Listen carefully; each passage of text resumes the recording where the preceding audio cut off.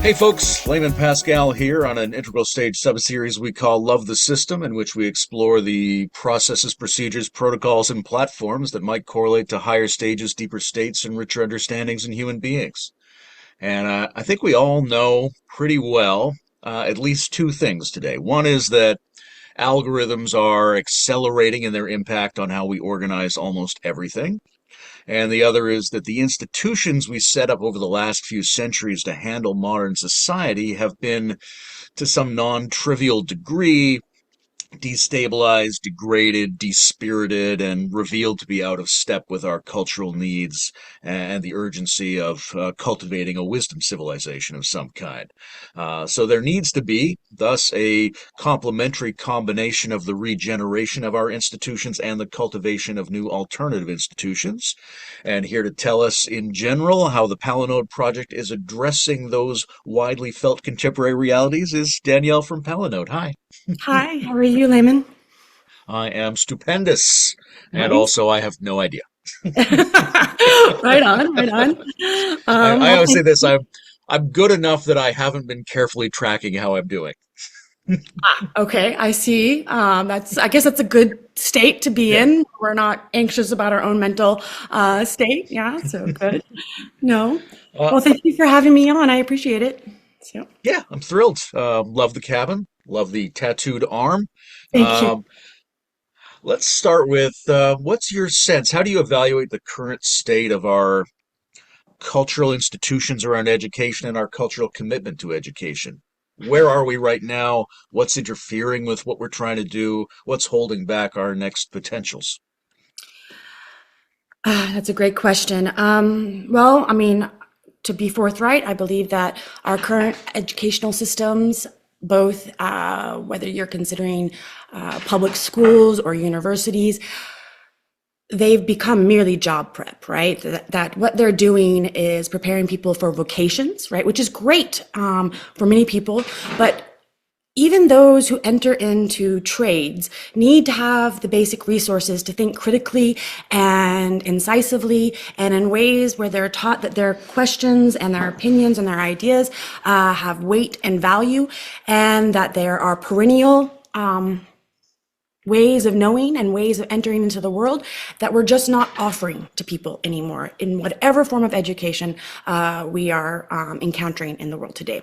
So that when we go to universities and institutions of higher education, we no longer value the philosophy class or the rhetoric class or the religious studies. We think of these as useless, as impractical, as not doing anything for the student, because it's no longer giving them the resources to actually get a job and maintain a job. And that's where our values lie these days, is just about making sure that we can survive, that we can earn our means of subsistence rather than actually flourish as human beings. And unfortunately, you would think that something like the internet or the World Wide Web would be a place where people could seek wisdom and find the resources so that they can understand themselves better and others better and the community better, the history of ideas and what it means to be human. But the way that the internet works nowadays is as if what's on it is just a bunch of information. And if I can gather and consume as much information as I possibly can, then I know, right? I'm like a computer myself and I'm just ingesting data. And this data is making me wise.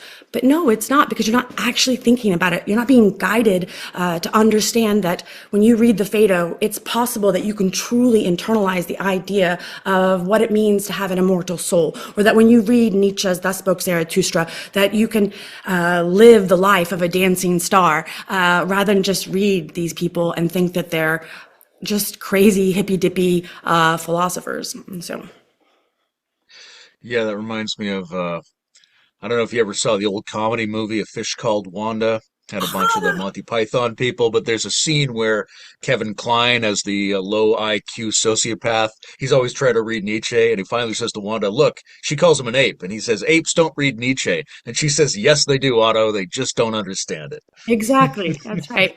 All they're ever gonna get is just the madman who goes down into the city and makes fun of people watching a tightrope walker, and then screaming God is dead. And so it reminds us of nothing if we don't have a context for it. And so. So two things came up for me while you were talking there, and I mean, all this for people watching or listening. This will lead into a discussion of what Palinode is and what it's for. Well, but we'll get there in our own time. One of the things that came up for me is that there's two critiques I often hear about our educational system. One is the one you just presented, which is like the critique that under modernism, under modern economics, under capitalism, et cetera, it's sort of been education has been sabotaged. It no longer plays its sacred cultural role. It's a preparatory school for technical and economic strategies of various kinds, and it has a kind of customer is always white right relationship to the people who are giving it the money that it needs. And that money becomes a structural, almost ideological incentive for how it operates. But the other critique you hear for the last few years is that these institutions of learning have become bizarrely woke, right? And they're not even training people for business. They're just self-sabotagingly oversensitive and self-critical at every level. And if we could just get rid of that and maybe even get back to real training, we'd be in a better position. How do you evaluate the different dangers? The danger from like the modern economic danger, and on the other hand, the kind of reactionary pseudo-progressive danger that's especially appealing to basically adolescents who move into university type scenarios. Yeah, so I begin my human nature course, which is supposed to give a kind of ground for the history of all the concepts of what we think when we say human nature or humanity. What is that? And I begin it with two texts. Obviously, for most philosophers, Plato's allegory of the cave. But I couple it with bell Hooks's teaching to transgress. Why? Because bell Hooks argues, this Black, amazing feminist, essayist, philosopher, prose writer, inspirational, thought leader, whatever you want to say. But she basically argues the same thing as Plato, that we need to recognize that education is a struggle. It's risky, it's transgressive, it's possible that it's going to be sufferable and invoke pain, and we're going to be digging ourselves out of the cave, so to speak, fighting all the various different people who say they know what knowledge is, right? Say they know that knowledge is assessment, and that there are certain forms of scholarship that we have to meet in order to truly be an academic, and we keep having to crawl out, and once we get out, right, we realize that what the classroom is supposed to be is a place of love, right, where we can be vulnerable and that we can listen to those opinions that challenge us and see the world in its complexity. And also to return and to descend back into the cave, right, where, again, it's not going to be easy. We risk a lot of things, and that the classroom is supposed to be a risky space, not a safe space. And one of the things that's happened in education is this fear where no matter what we say, right, we're going to play it safe because we're scared of administration and our students and ourselves, right? Because we're no longer providing those places where we can mess up, where we can make mistakes, where we can listen to each other and then also criticize each other so that we can, in fact, get stronger and better. And I say this because bell Hooks emphasizes the importance of having theory. If you don't have the theories behind whatever it is that's motivating you to be woke, right, then you're never going to be able to argue in a way that's convincing and or, supported by ideas that are perennial and can touch the souls of even the person that you think you have nothing in common with, right? So that if we start making it to where the world of education just says we know what is normally right and wrong, this is socially just, this is virtue, this is correct, without any sense of studying the ideas that have come before our own generation, then yeah, it's all going to be empty, right? Your justice without theory is smoke and mirrors, right? And so I'm afraid that the university is no longer allowing for those transgressive spaces where we can have people say dangerous things and then criticize them rather than just firing them, or where we can have those professors say dangerous things and students understand that this is part of the process of learning, is that you don't have to agree with your professor. You don't have to think that they're the sage on high, but rather listen, figure out the arguments, read the text that they have assigned, which of course is not happening in universities anymore, where students are actually being challenged to read the text, challenged to say, no, you didn't understand this particular passage, that is actually wrong, so on and so forth. But maybe I'm just an old fuddy-duddy who misses the power of being the professor. I doubt that that's what this is, but perhaps. Just watching you, you're so clearly animated and excited by these things. And in both your critique of the failure of universities at the moment to provide risky and transgressive opportunities, Sorry, I'm and in gonna your pop critique out for a of, second just to. oh,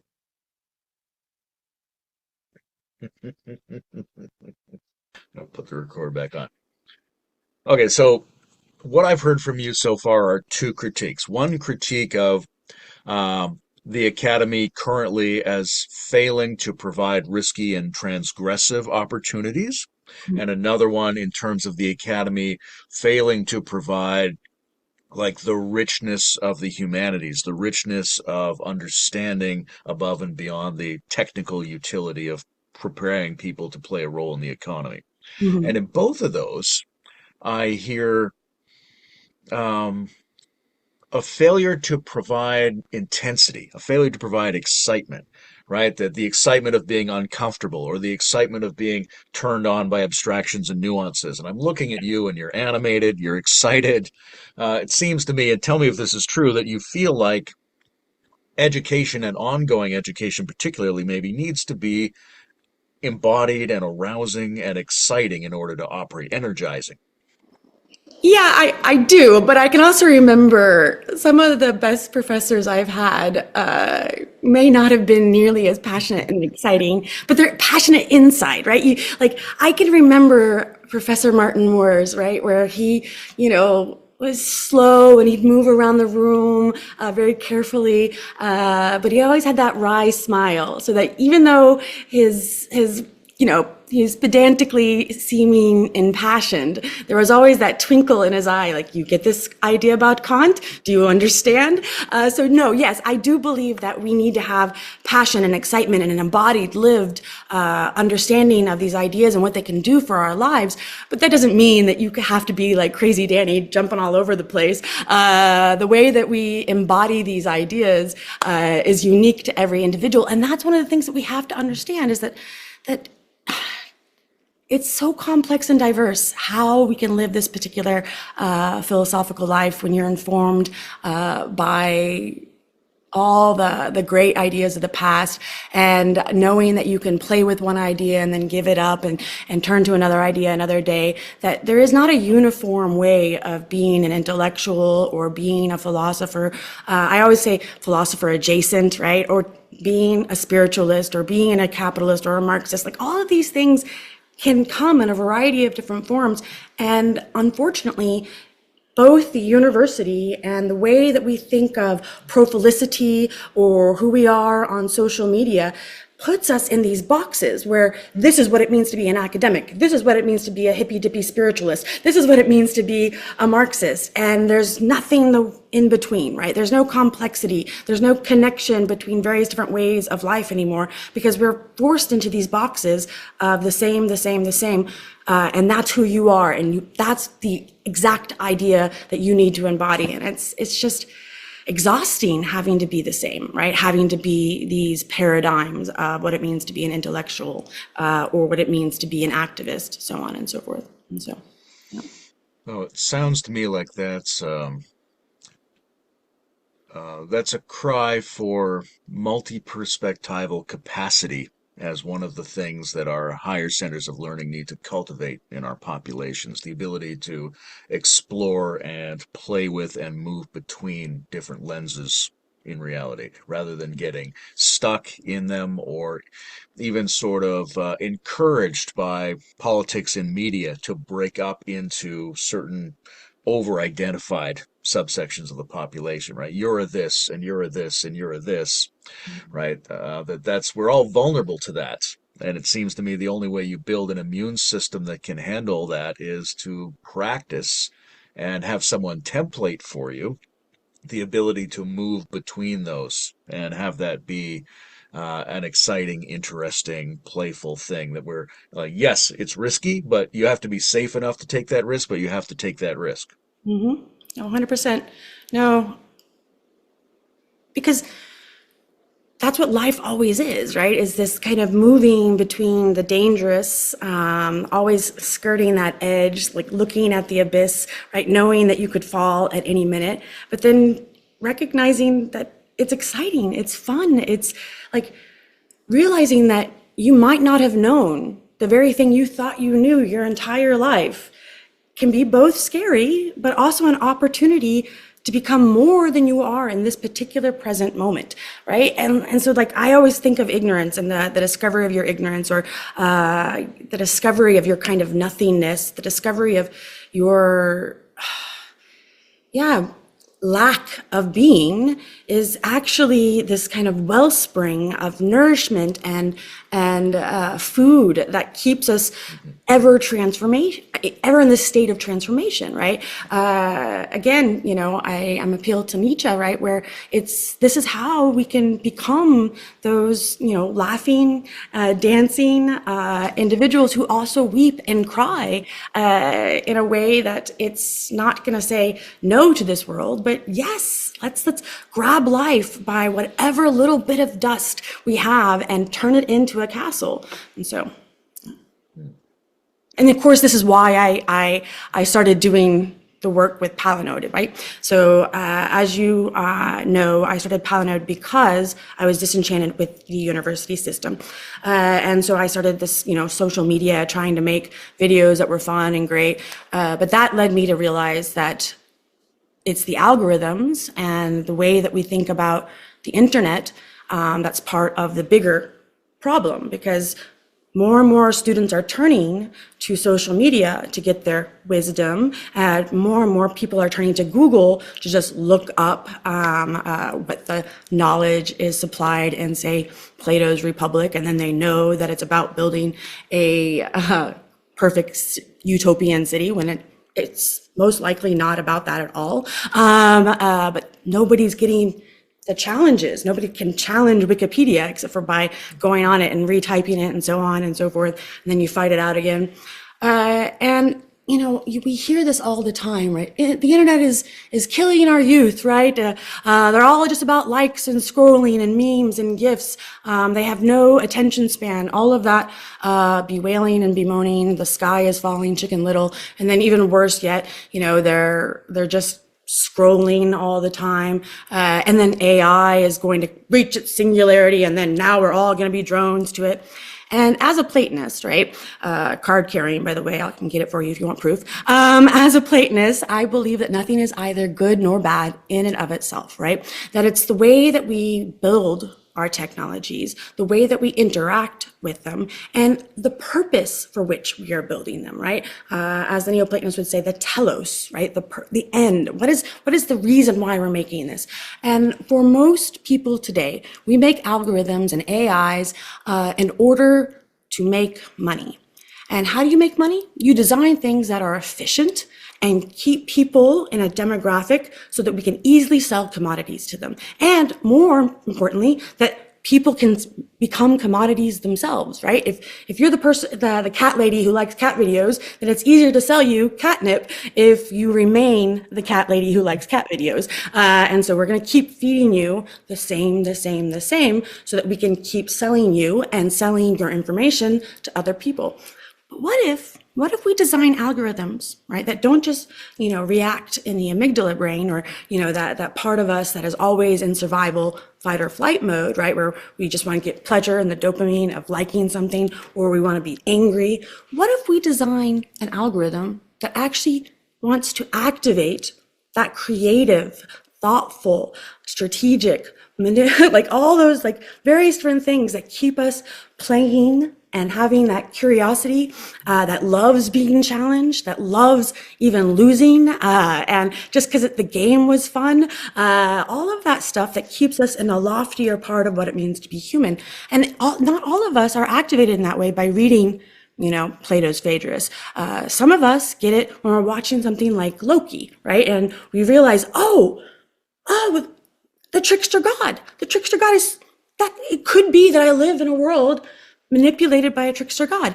And that 17-year-old kid who has that thought, we often say, silly kid, you're just watching Loki. You'll learn one day when you actually read Descartes' Meditation, book 1, the value of that. And it's like, no, what if we could design something that would allow them to continue to have that thought from within their own pedagogical space, right? Because everybody learns in a different way, right?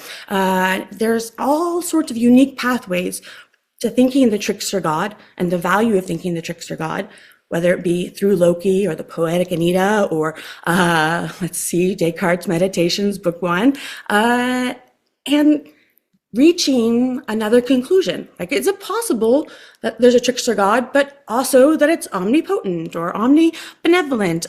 And to go through a process of learning more about what you believe and then coming slowly to the realization that you can also hold the opposing point of view without it undermining your own beliefs. And so basically, Palinode Productions shifted gears and turned towards creating an algorithm / platform / in my hope, a search engine done otherwise. Something that can compete with current search engines, because right now they simply create things as a list, a discursive list that are ordered in hierarchies of information and efficiency. What if you hop on to Khora because you know that when you type in, what is the meaning of life? Or I believe all is love, you actually get an array of options that will help you go down a pathway of exploring things from within your own pedagogical style, right? Whether it be learning through GIFs or learning through videos or essays or lectures, you're going to get a variety of material because Khora will also know that you don't learn in a univocal way, that sometimes you need the video, sometimes you need the lecture, sometimes you need the essay. And so basically, what if we had a platform that allows us to explore ideas and then bring us to opposing points of view in the ways that would make us excited to be challenged? And so that's the cocktail party version. I can go more into detail about how it works and what the aesthetics will be. But for now, the basic idea is that it is a platform that will first help you understand yourself better and the ideas that you cherish, while at the same time learning how you learn so that you can eventually get and entertain the opposing point of view, and then send you down other rabbit holes that will allow you to explore how you can reconcile those things or break them apart or turn in different directions completely, so on and so forth. Okay, it's an exciting concept. Right now, we've got a world of algorithms and search engines that seem to cultivate a race to the bottom of the brainstem. And instead, we want to set up algorithms and search engines that optimize for creativity and curiosity and keeping us in the zone of proximal learning and development at our own leading edge. And the idea, it seems like, is to find a variety of entry points where different sorts of archetypes or thematic zones of inquiry can pick you up wherever you are and connect you to, in a kind of structured way that unfolds a pathway to other resources and other forms of thinking that follow that thread. Yep. Um, how does it map to my own pedagogical style, which, as you said, is going to be diverse, it's going to fluctuate, but how does the algorithm know what it is that I need? Okay, so one of the fun things about Khora is that when you hop on, you're not going to make a profile in the sense of filling out your demographics and things that, I like walking on the beach kind of stuff. But rather, you're going to give Khora, you're going to hopefully vocally tell her your life, right? How did you go from, being at college to dropping out to working in a bar to this very moment where you're asking, what is the meaning of being? Right? Because learning isn't linear, right? We tend to think it is, that we got to start at the ancients and then move all the way to contemporary ideas and philosophy as if there's some sort of progressive path, like we're expanding knowledge. No, the way that we think about ideas and move through questions about what it means to be alive, what it means to know or not know, what is ignorance, what is being, what is sameness, what is difference. Like, we go through those questions because of particular unique things that happen in our lives. And Khora basically is going to listen to that and make a transcript and put it in to the cosmic brain of ideas. Not in such a way that, you're exposing, like the voice recording is going to be dumped in there. No, she's going to see how you connected one thing in your life, say working in a bar, to the value of the erotic, right? And what the erotic is. Because you worked in a bar and you saw how effective the individuals bartending and dancing and doing all the things, in fact, had influence over certain types of people. And then that way, when you read Audre Lorde's erotic, you understand the power of dancing and moving and all the various different things. And so basically, there's that hopefully Khora is going to be able to understand how you uniquely got to the very questions that you're getting to. And that every day, she's going to hopefully be a receptacle for individual users' ideas, so that there's going to be a cosmic brain of ideas and connections, but there's also going to be a microcosmic brain of connections, where Khora is going to be able to see, today Danny thought that she knew that Aristotle's thought thinking itself is a narcissistic conception of the divine. And so she's got that in her, right? Knowing that I think that, so that, in a couple of months, she's going to slowly but surely start to give me material that will allow me to recognize the value of the isomorphic relationship between thinking and being. And so that I realize, yes, that's a one. And that's why Plotinus overcame Aristotle's unmoved mover and turned towards the one. So it's going to be a process of people realizing that the internet and AI are only as good as the connections that we're making between materials, and that we're helping Khora basically pivot and turn in different directions, right? That when I think Aristotle's God is narcissistic, that's going to be an opportunity for another user, right, to make a connection that will allow me to go down a different pathway, so that it's not Khora who's necessarily leading me down the roads, but the way that the entire users on Khora are helping people move in different directions. And so that way we are all uniquely creating different pathways through all the various different texts, videos, podcasts that we're helping both other users think differently, but also helping Khora learn to think differently, helping the AI think otherwise than she is programmed.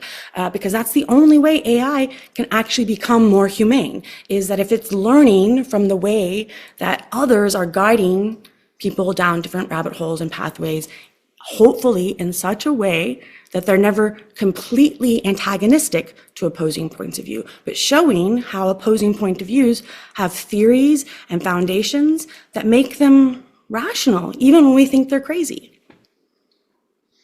All right, so you've got this AI, and it's taking the user's story, and it's extracting patterns out of that, and it's also extracting patterns out of the work of various thinkers, and it's trying to find connection points that can unfold in a pathway, and it's also trying to learn from the pathways that people go down. Mhm. So, what is this AI? Where does it come from? How does it fit into the broader universe of AIs? Because there's a lot of different AIs out there, and they're always changing. We're at Chat GPT level, whatever it is. Each new one has a slightly different take. What is the one that you're using? Where does it come from? And how do you think it stands relative to the rest of the AI ecology that's constantly mutating and changing out there? Well, if you're asking for the nuts and bolts of what AI we're using a variety of them, and because you can't just have one. I mean, the whole idea that any platform or any like as if there's like some miracle AI out there that's going to be the one ring that rules them all. And so no, I mean there's a variety of different bots and components and scaffolding of the various different kinds. So right now we have a proto Khora, right? That she's in this initial making connections. So to be clear, what Khora will do, right, when you submit content, because it's not about so it's the first open source multimedia wisdom search engine, so to speak, right? But it's not about the content that you're submitting.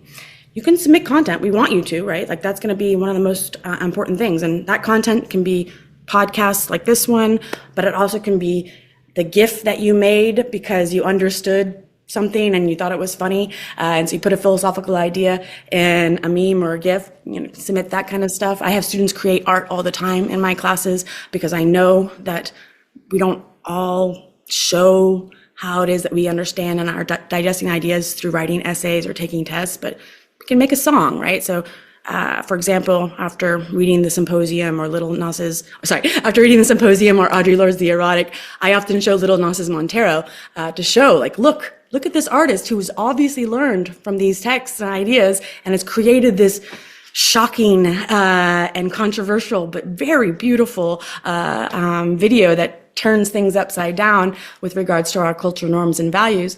And so that people will be invited to submit all that content, but not just to submit and watch and scroll through it, but rather what we're going to be doing in this cosmic brain of ideas. So imagine you hop on to the search engine done otherwise, and you get this brain of ideas, right? And when you type in love, you're going to have it all lit up, right? From the podcast to the essay or whatever. And the point is that when you watch that podcast and then you understand the idea that love is a transcendent quality of human nature, you're going to connect it to that idea. Khora's going to have initial connections and ideas, but that's the very process of going from one idea to another. And when you touch that idea, a whole other series of content is going to come up so that you can have another idea. And you're going to be making connections, and we're all going to be doing this connective process. And that's what's really going to matter. What goes viral is not the content, but the neural pathways that each one of us are creating so that we can see this map of ideas and connections. And it's going to allow for diverse content that isn't normally seen when you go into search engines to be there in an aesthetically interesting way so that things that are marginalized are still present before you, so that you can even go down that more obscure pathway or what seems like a more obscure pathway. But then eventually more people are going to go down that pathway, and so it's going to get lit up, right? So that all the things that challenge our current contemporary capitalistic narrow viewpoints will also be there. And so I'm sorry I digressed into talking about the connective principles. Why? Because that's a different part of the scaffolding. It's a different AI than just the AI that's processing the ideas that are within the content. And keep in mind, Khora is not going to be a generative AI, right? She's not going to make content at all, right? Because that's part of the problem, is that we're giving people the kinds of AI that do the work for us. And so we start to think that they're the demiurges, they're the real creators. Human beings are no longer the creators. And so Khora is purposely working in the background to create, the scaffolding of connections and within this neural pathway kind of thing. But really, at the end of the day, it's going to be users who are creating more and more of those connections. And so I want people to come on my platform knowing that they are an integral part of making these connections, and that the AIs that we're using are not gods. That we're only gods, we're only in this transcendent state when we work together and we think of the things like this, computer in front of me as a helpful tool rather than the master who's going to enslave me to its, foreboding, whatever it is. And so, yeah. Well, you make me realize that when I sent you some content, I didn't send you any of the many memes that I've made to reflect my ideas. So maybe that's a Oh, future really? possibility. I love it. When it's adapting to and trying to facilitate individual learning styles, how does it take into account the learning that happens offline or when the system isn't being used? And is Quora going to, facilitate your non-Quora using time to help you also develop understanding? Yeah, so one of the things when we were first designing Cora, this would be over a year and a half ago, I guess now, was I was adverse to the idea of it being on your phone, right? Because the phone, the way the screen works, the way that we typically encounter, we just want to use it real quickly for efficiency's sake, like look up the date of when Plato was alive. And that's all fine and well and good. But I think I was still in that curmudgeon state with regards to the nature of our technology. And so one of the reasons why I'm addressing this is because I want Core to get you out there in the world and talking to people again and knowing that, say, you're an evangelical Christian and then you've got crazy Danielle Layne with all her tattoos and weird experience. Like we can disagree. We can fundamentally disagree, but still have a conversation, still enjoy each other's presences, still get the idea that I can learn from that person in a variety of different ways, and vice versa, right? Or maybe not vice versa, but at least I'm still receptive to learning from them.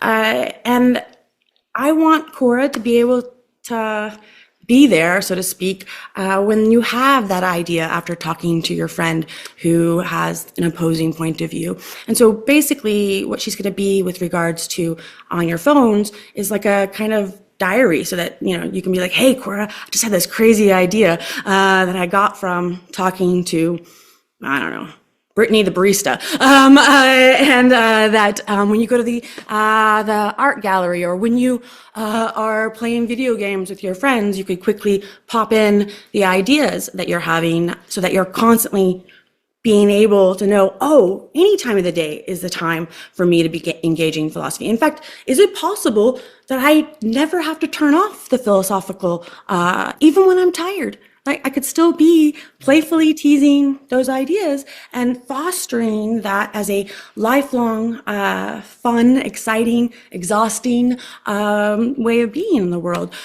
So yes, I want Cora to be an assistant, so to speak, in knowing that you can say those ideas, no matter how crazy, whenever you want, so that she can be fed that into your microcosmic brain so that she knows all the various different connections that you're making throughout the day, not just on the platform itself.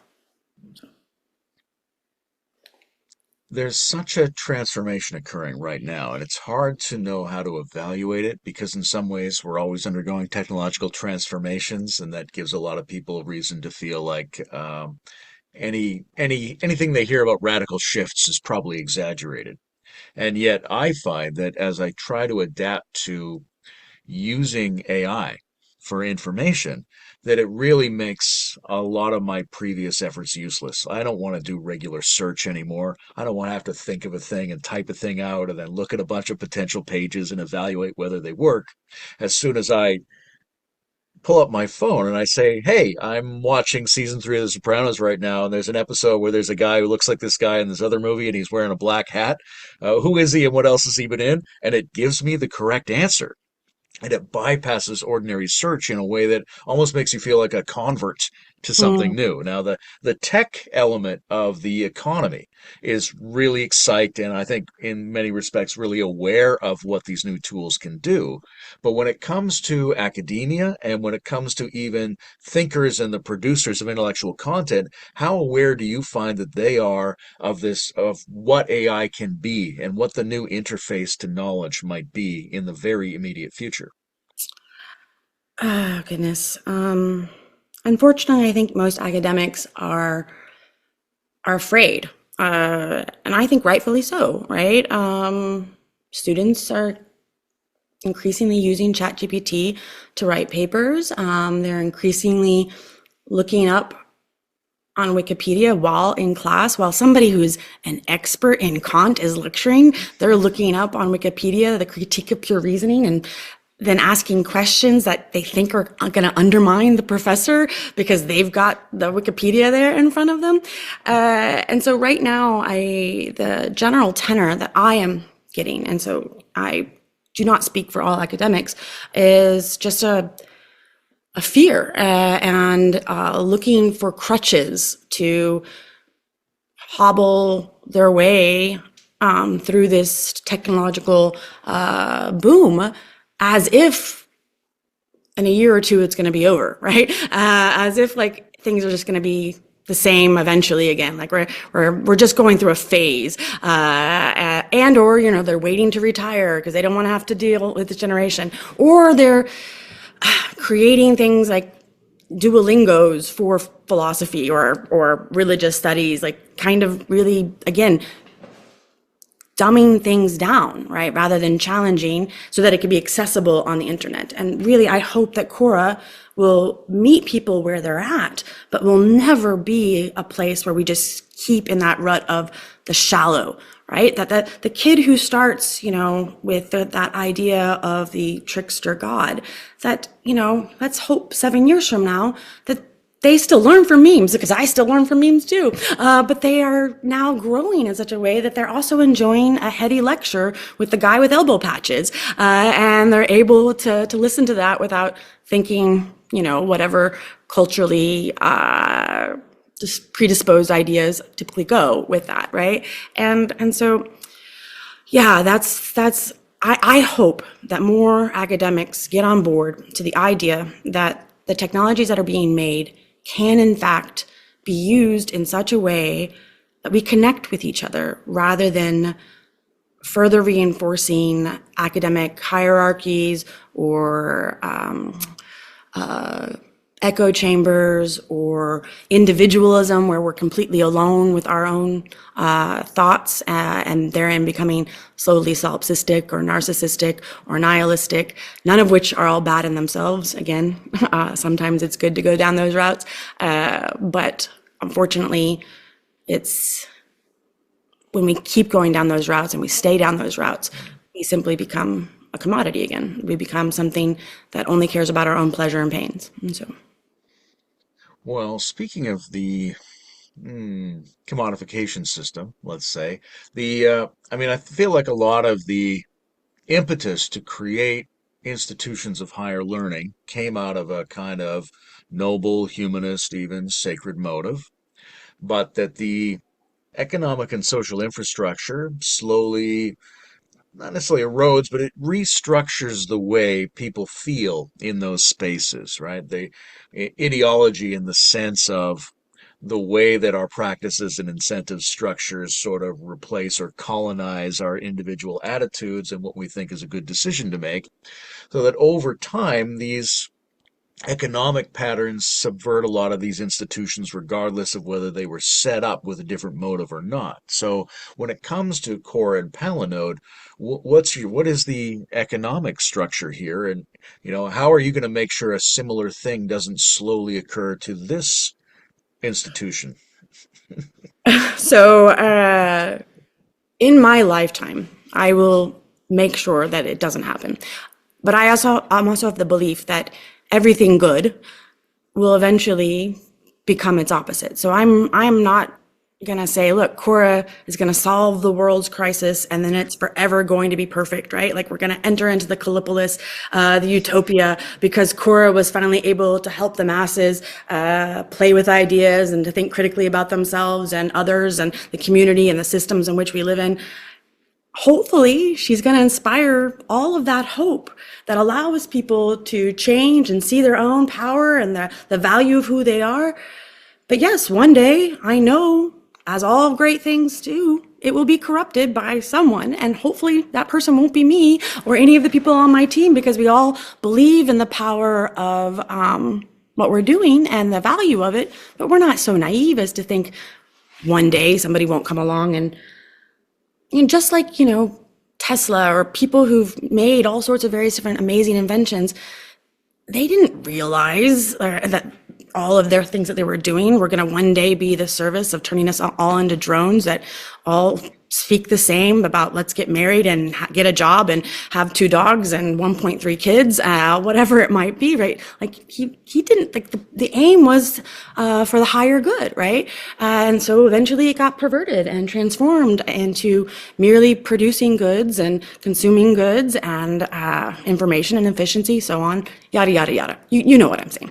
I just yada, yada, yada, the end of the world. But the point is, how is it that I'm going to do that as far as economically? Well, right now, Khora is self-sustaining, but eventually we're going to be looking for creative forms of funding, and much like how Wikipedia works, where it's on the basis of individual donations, but I don't want to do it the way Wikipedia does, so we're going to be looking for other ways of doing that. So not like in your face, please donate, but this is one of our creative solutions. So don't put this in stone and say, Danny said this is how it's going to be.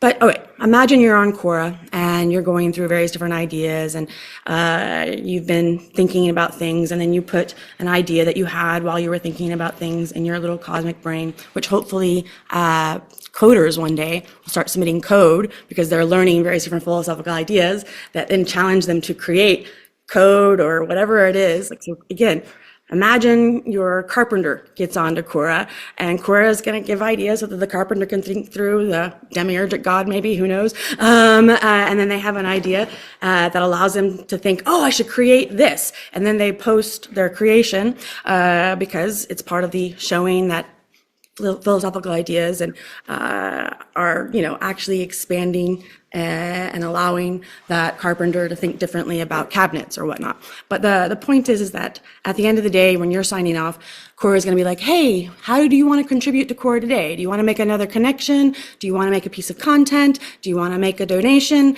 That's part of the process that we think we might do currently as we expand and hopefully keep Khora free and open access, because at the end of the day, anything that is behind paywalls, right, on Khora. So keep in mind, if you are a podcaster or a YouTuber or anybody making content, Khora is not going to take away from your likes or your views on the sites that you make your revenue. So don't worry.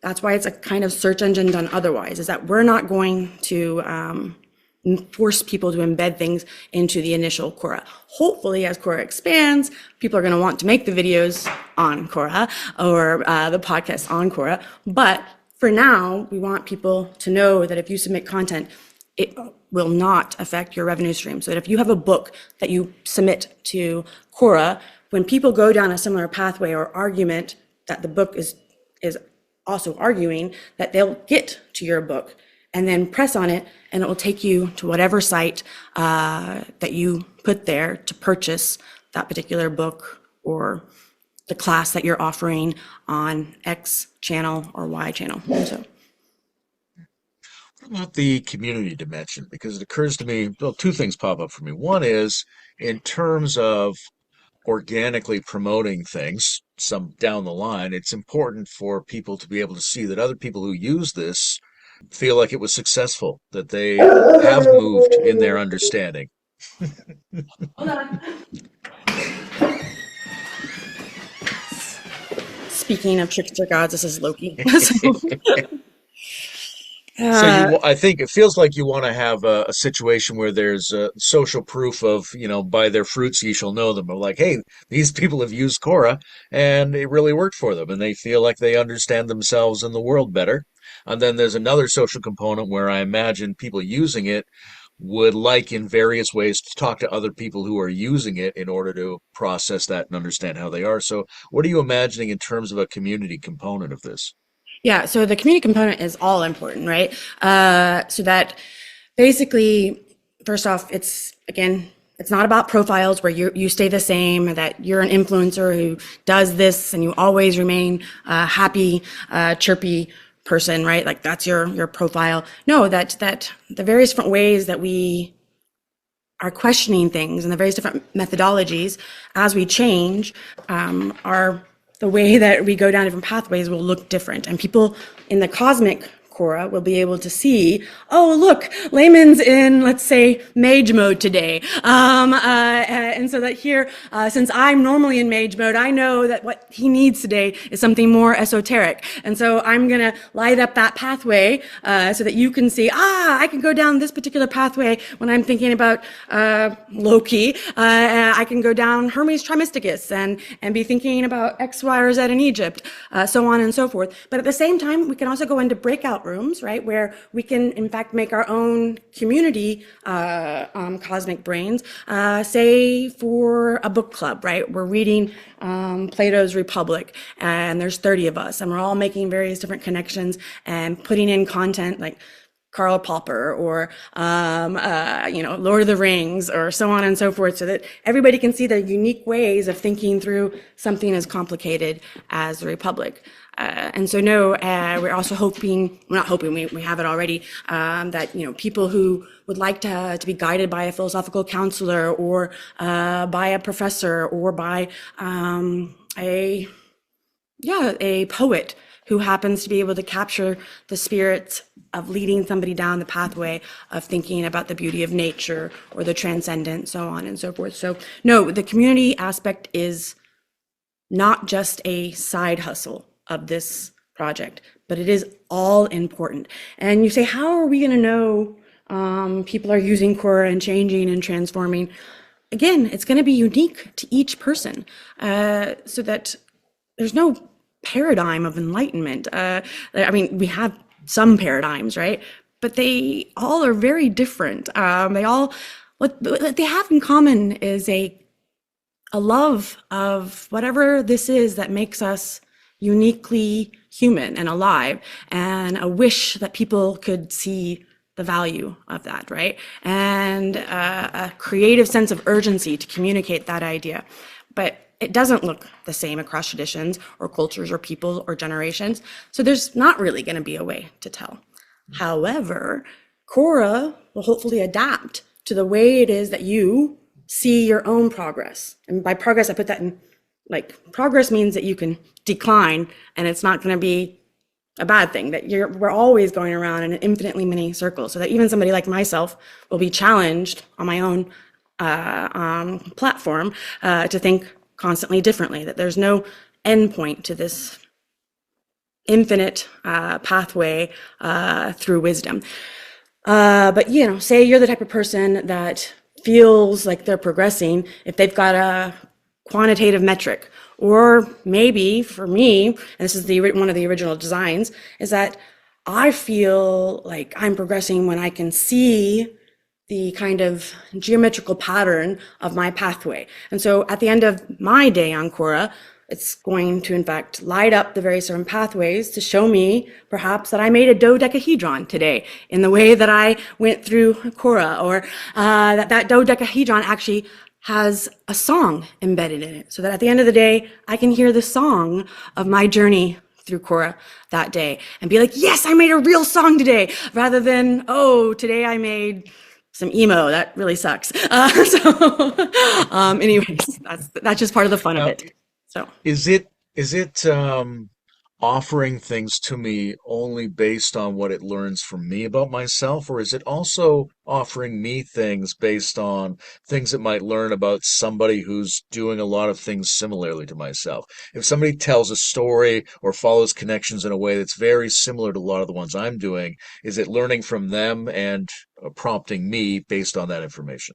yeah, 100%, right? So that, again, imagine that, like, this cosmic brain of ideas, right? And you've got somebody over here that we tend to think is obscure and, not traditional. And then we've got your traditional philosopher, elbow patches, all that fun stuff, right?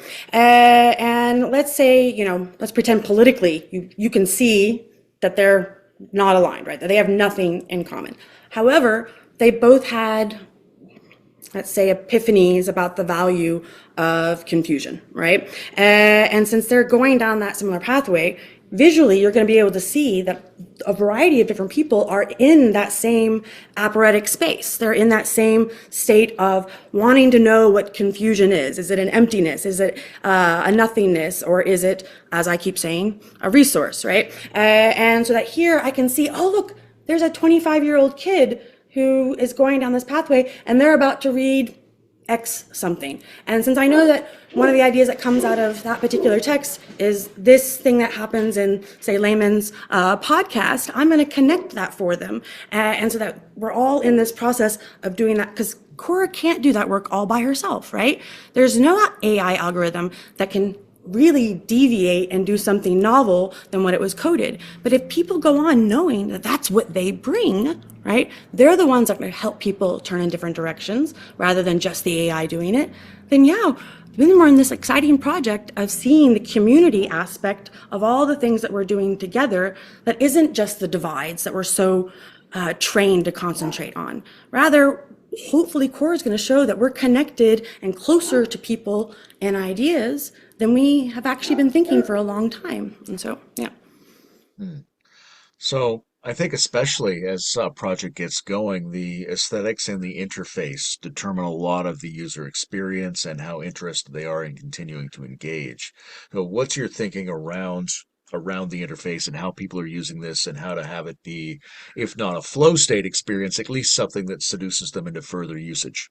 Yeah, so I was at a conference in June, and it was a conference on Platonism as a living tradition, and it was amazing. I loved it. I had a great time.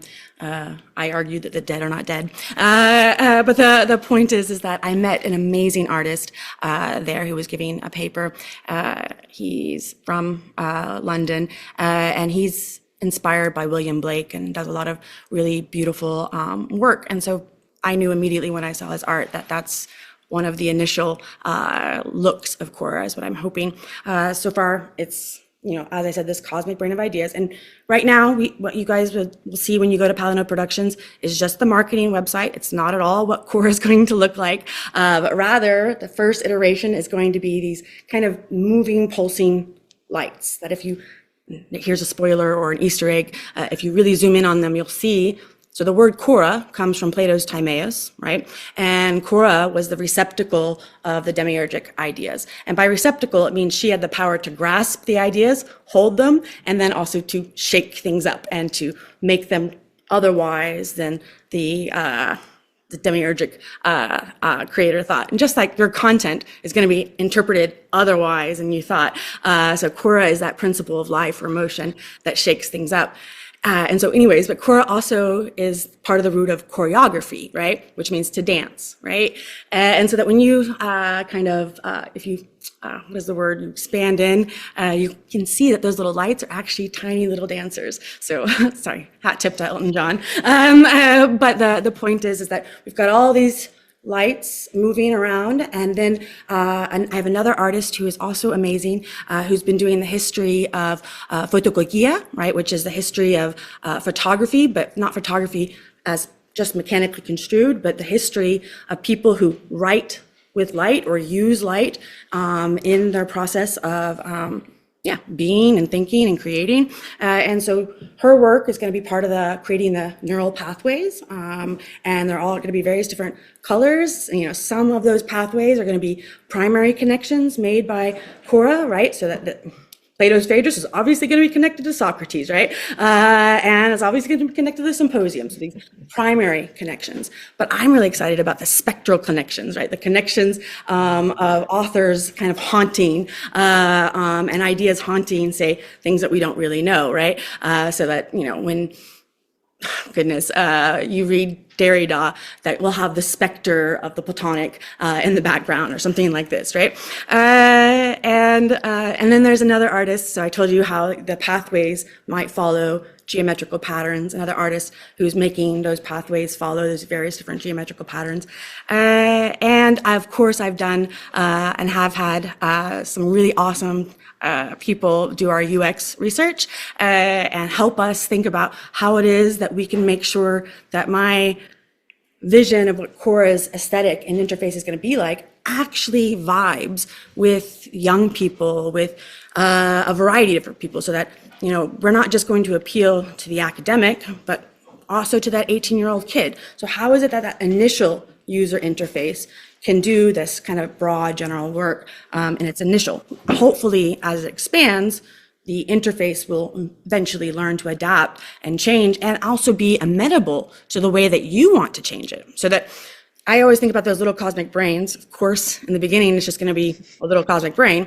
But I hope that one day some coder is going to realize that I'm going to enjoy my cosmic brain when it's more like a Sherlock Holmes mind palace, so that I can put that idea of thought thinking itself behind a mirror because I think it's narcissistic. And so that I'll encounter that idea every time I look in the mirror with regards to the concept of Aristotle's unmoved mover. But that's not going to happen immediately. That's me in wishful fantasy land that I hope you all join me, right? Because things like this can only happen when we believe that they can happen.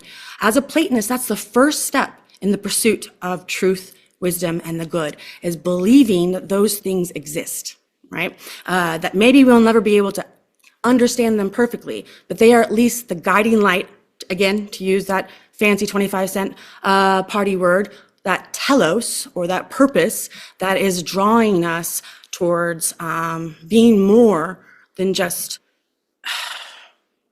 brains in a vat.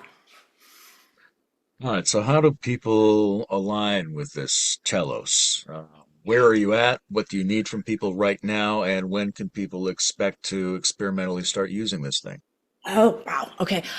So right now, because we knew one of the biggest problems of building this, if we just rolled it out to just anybody immediately, then it would not have the base knowledge that it would need to just have a primary scaffolding with regards to the history of ideas. So right now, we're actually marketing ourselves to people who are experts in various different parts of the history of philosophy and philosophy adjacent, so traditions that are I think grow up alongside the philosophical traditions, and in fact are almost not distinguishable from the philosophical tradition as we normally construe it. So we're looking for as many people who have expertise in this particular world, whether it be the history or the methodology or individual figures, so that those people can submit content in this original proto-Khora. So right now we're building the proto-Khora, which allows for us to just play with the algorithm and fix problems when they come before they're actually on the real Khora, because you need to have the kind of engine under the hood. The Ferrari's going to look real nice, but if it doesn't have a good engine, then you're not going to have a great car. And so right now we're building that engine so that there's a primary scaffolding of connections from one idea to the other that's based upon people who have some expertise within the history of ideas and philosophy, and that we're looking for people who have a diversity of content, right? So we want your essays that are on whatever platform you already have them on. We want your podcasts. We want your music videos. But we would also love whatever random crazy other thing that you have, so that Khora can have as diverse of material as possible in her initial iteration. And so please, if you are a philosopher or philosopher adjacent, please reach out to Khora. We would love to feed Khora your material, because remember, she's not generative. She's never going to copy your material. She's just going to learn from your material and learn to make connections from one idea to the other, so that if you get onto the proto-Khora, you're going to be able to see all the connections she's making, and then also see how those connections are connected to other content, right? And by those connections, I mean the nodes or the primary ideas that she extracts from your text. And you can play with them. You can, delete ones that you think are silly. So once Khora extracted a node, Arnold Schwarzenegger, from somebody's philosophical podcast. And of course, Arnold Schwarzenegger was mentioned, but at the end of the day, that's not really it. Maybe there's a node that could be had with Arnold Schwarzenegger. I don't know. But the point is that in this initial one, we're kind of training her to make strong connections through ideas with pedagogues who are experienced in helping others connect ideas and helping others have opposing point of views, all that fun stuff.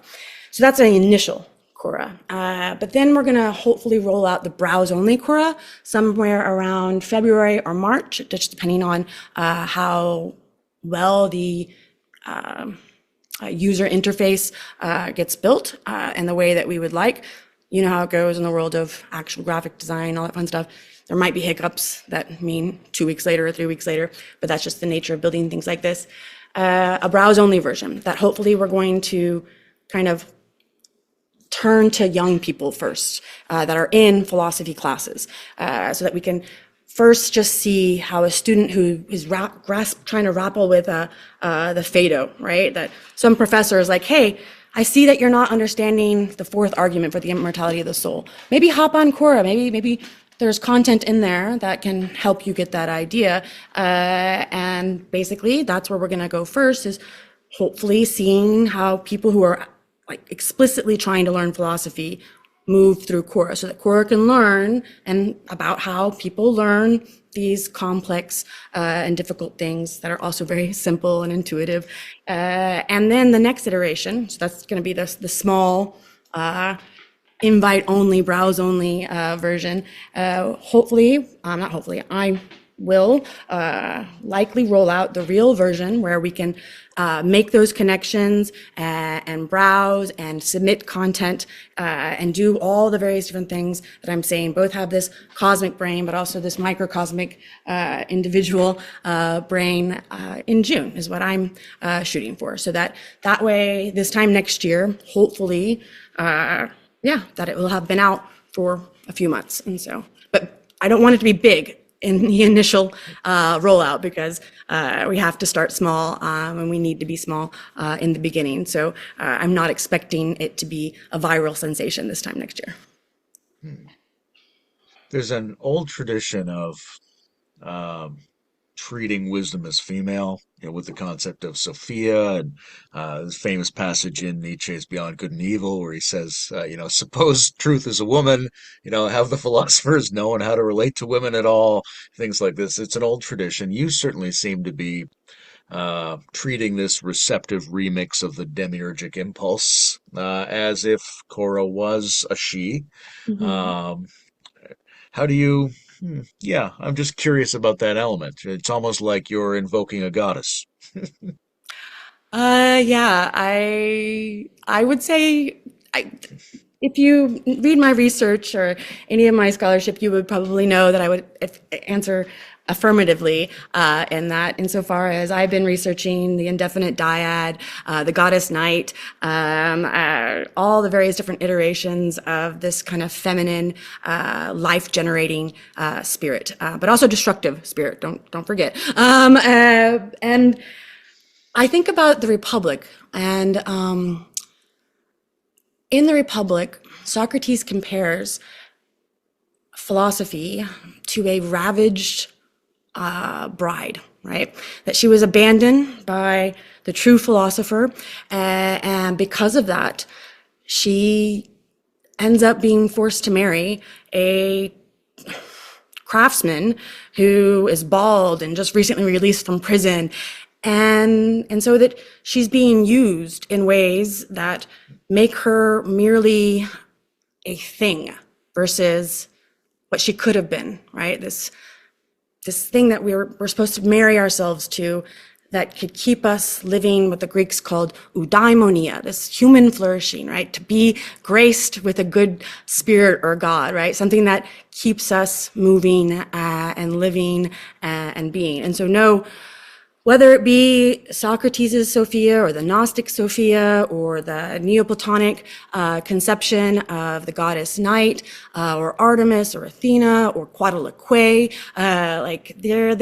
there's a real sense in which I'm happy that Khora is feminine, but we have to remember that the feminine is both masculine and feminine, and that's one of the beauties about understanding that what it means to be masculine or feminine, he, she, is always going to be a complex plurality of various different faces of the divine. It's part of my naming it Khora, or naming her Khora, is part of that reverence for the things that have inspired me in my life to constantly dance. You brought up Nietzsche, right? Like like it's not just what did you it's not just beyond good and evil and supposed truth as a woman, but think about the last couple of chapters, like, where he comes along across the women dancing, right? Or all of the poetry he's giving to the night, right? And talking to her as a her, right? Like, and like knowing like that's part of, this kind of glowing spirit, this beautiful thing that's inspiring him to dance in the middle of the night and to write poetry that hopefully inspires the higher spirits. And so, Beautiful. I love your excitement. I very much feel that this is the kind of project that we need. So I'm going to be supporting and encouraging this as much as I can. And want to invite you also to come back, when the browse only version is ready, and also come back in June, and let's conversationally map the unfolding of this as we go along. yeah, this has been so much fun. So, thank you for being interested and excited and passionate, because that's what we need. We need more of it. And so, thank you for believing and having fun. And so, Beautiful, Danielle. Thanks very much. peace.